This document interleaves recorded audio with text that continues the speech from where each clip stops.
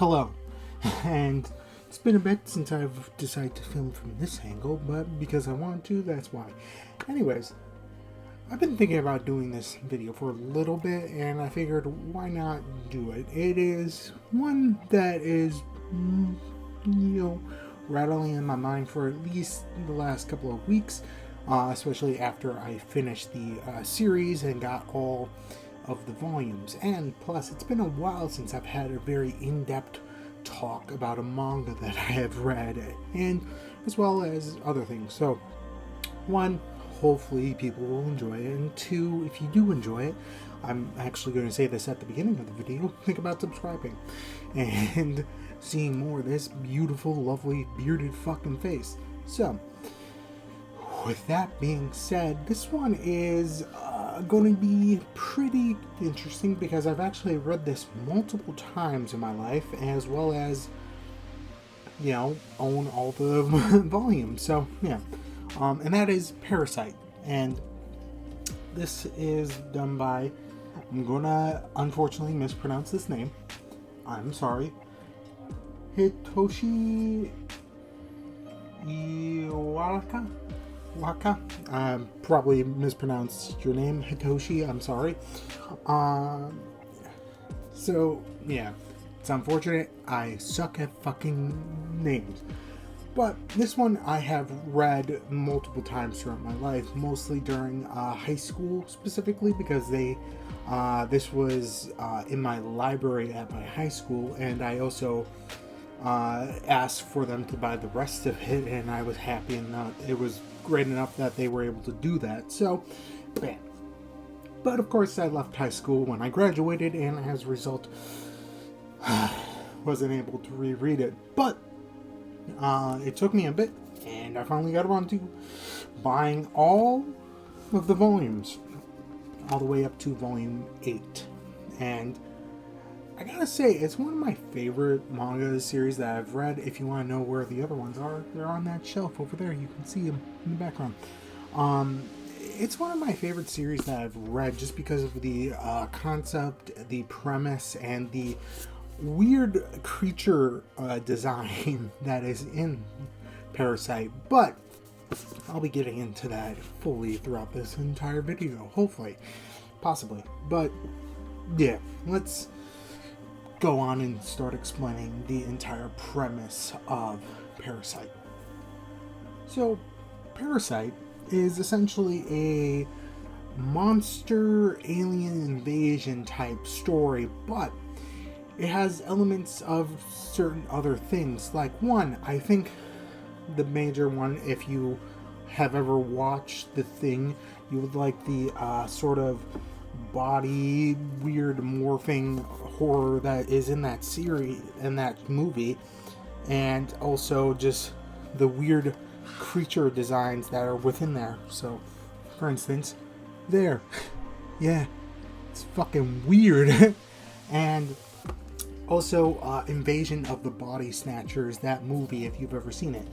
And it's a weird combination that works very well, because you essentially one day had coming to Earth from the skies a invasion that was completely silent, and these weird things that were here fell to Earth, and out came this little worm, little worm that would then burrow into people or any living creature, but they were specifically aiming for humans, burrow into them, eat their brain, and take over the head. And essentially from there, they would become that person, sort of, and start eating people. But it becomes a little bit different. You see, their main goal is to take over the head of the host and then control that host. In certain cases, though, that didn't work, which brings us to the main character, who is right here, and I'm gonna butcher his name, Senshi, I think. He was one day just, on that day, listening to music in his bed, sort of dozing off, And this parasite came in, burrowed, and started to burrow through his right hand. He saw that, woke the fuck up, because, if you start seeing something crawl up your arm, you're going to freak the fuck out. And then used his headphones to tie it off and cut off circulation, which in turn meant the parasite wasn't able to get to the head. And from there, we get the unfortunate state that Snatchy is in, because now he has a parasite within his body and can't really tell anyone about it. And it is a very interesting concept, because it turns out even if the parasite doesn't get to the head, they become sentient and in turn essentially take over that part of the body. There is another person that he meets later on that has had a very similar thing, but I don't remember how it was able to do that, because it stopped at his chin. Didn't get to the brain, stopped at the chin. So, weird but interesting. The main thing, though, is that through the fact that Meiji, the parasite, given the name of right, because he's the right hand, is an interesting take, because he doesn't understand humans and emotions, though he does learn a lot and is expanding as the story goes on, because they have to deal with this partnership that they have now formed, because they both want to live. And if Senshi tells anyone, Meiji is going to kill him, because he's like, fuck you, no. And it's this very interesting sort of dynamic that they both have, because both of them want to live, and both of them kind of at the beginning wants, to not have the other one, especially when it's revealed that the parasites know where other parasites are within a certain radius, so and they can find each other. And it's a very, very interesting, complex sort of situation where you don't really know what's happening and why these beings have come to Earth or what their main goal is, and it really never actually tells you, and that's what's fantastic about it. And that's because of the fact that, one, the picture that I showed with the flying weird dog thing, it is, one, strange, but two, revealed that they were aiming to invade humans, and they are quote-unquote failed when they don't take over the brain. But none of them know why they're there, and they just are consuming, because unlike people, especially early on in the series, they need food and substance, and unfortunately we food, and they're going to nom us, and it becomes this weird dynamic of all of a sudden in the story these murders are happening that no one knows why, but everyone looks like mincemeat afterwards, and they call them mincemeat murderers. But our boy knows what the fuck is happening, because the parasite in his right hand is like, yeah, those are the other parasites, and he's like, fuck. And it is an interesting concept where it's like, oh, if I go, they will find out, and oh, fuck, what am I going to do? And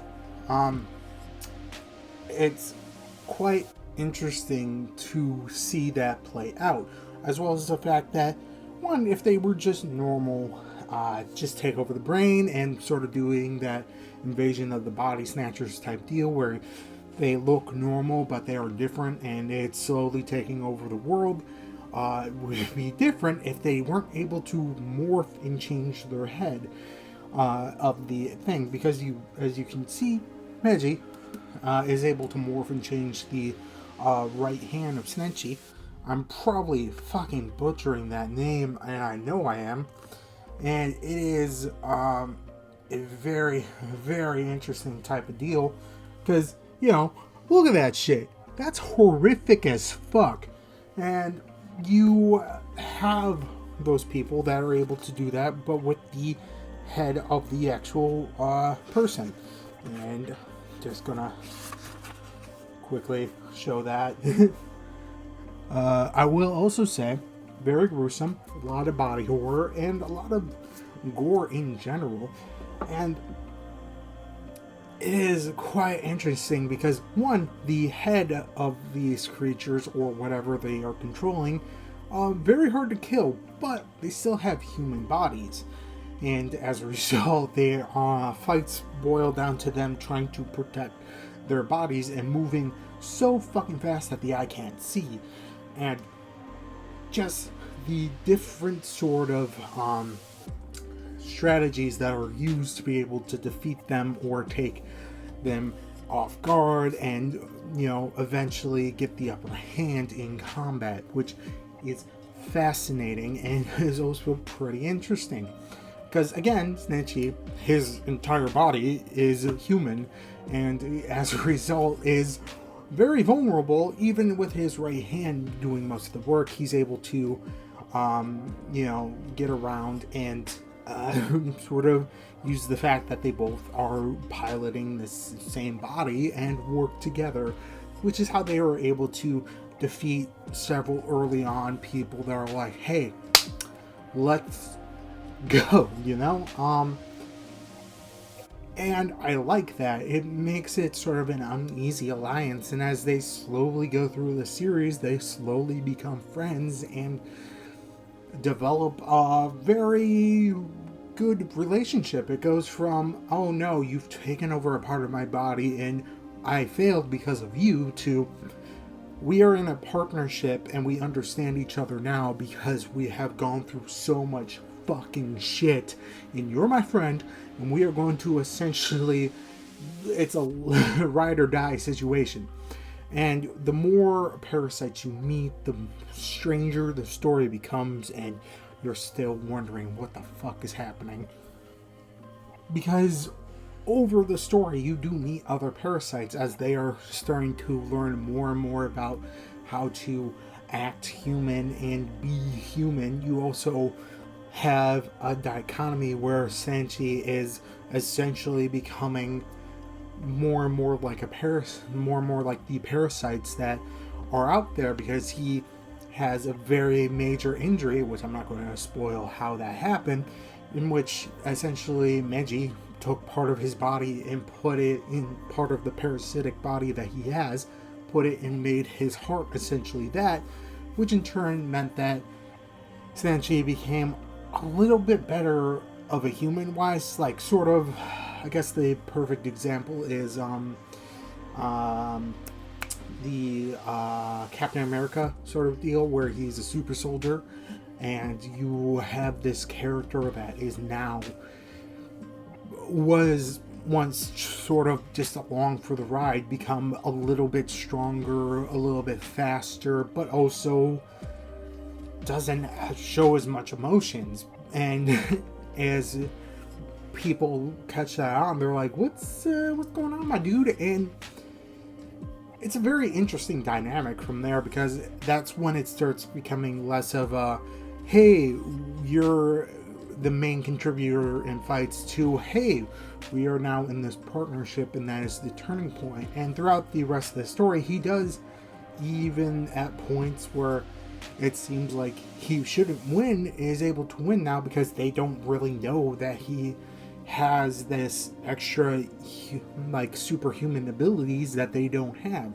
And the stakes become more and more raised, as well as just trying to figure out what we can do to defeat them.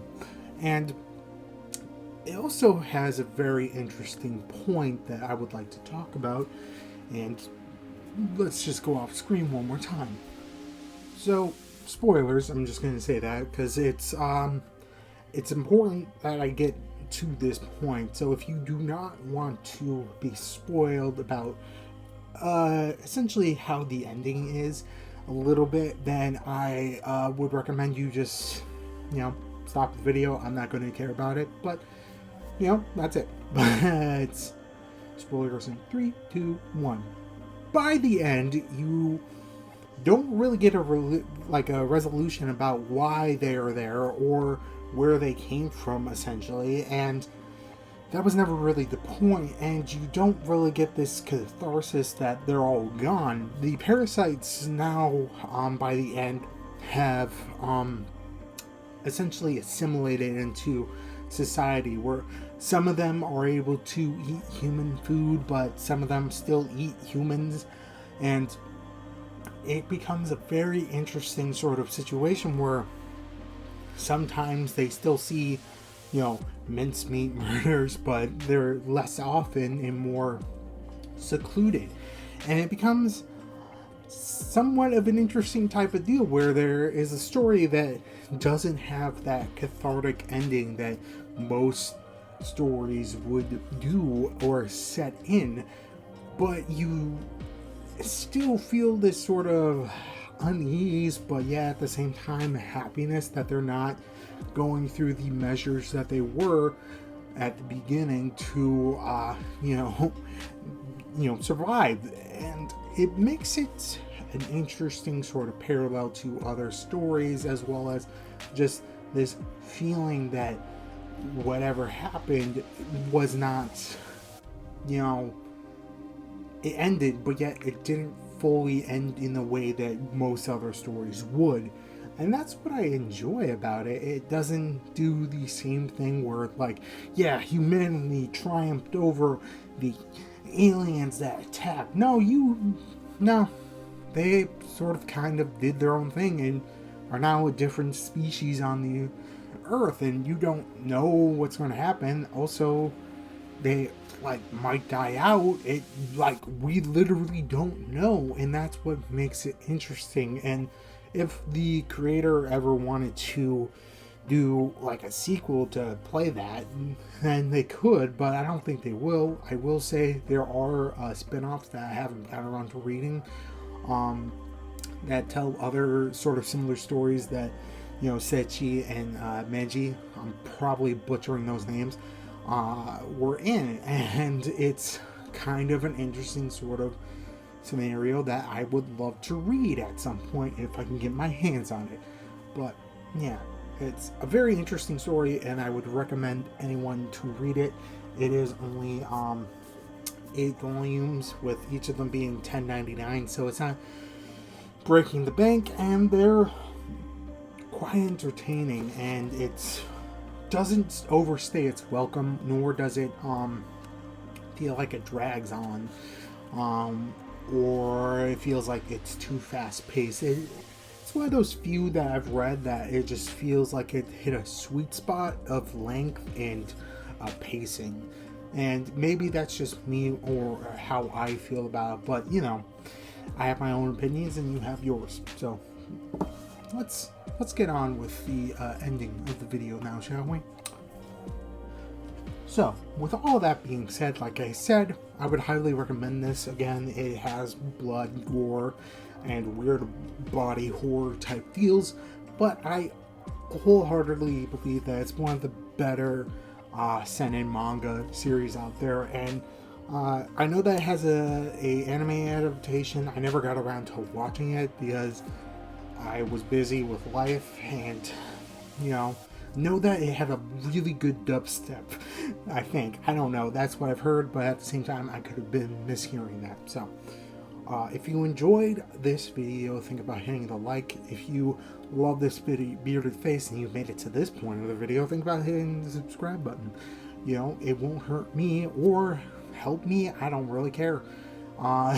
If you have read Parasyte or have seen or read something similar to Parasyte, put it in the comments. I would love to hear it. Maybe I'll get around to reading or watching it, or playing it, what have you. And that's how it is. If you want to see other stuff that I've done, in the description there are playlists that are of all the stuff that I have made. Check it out.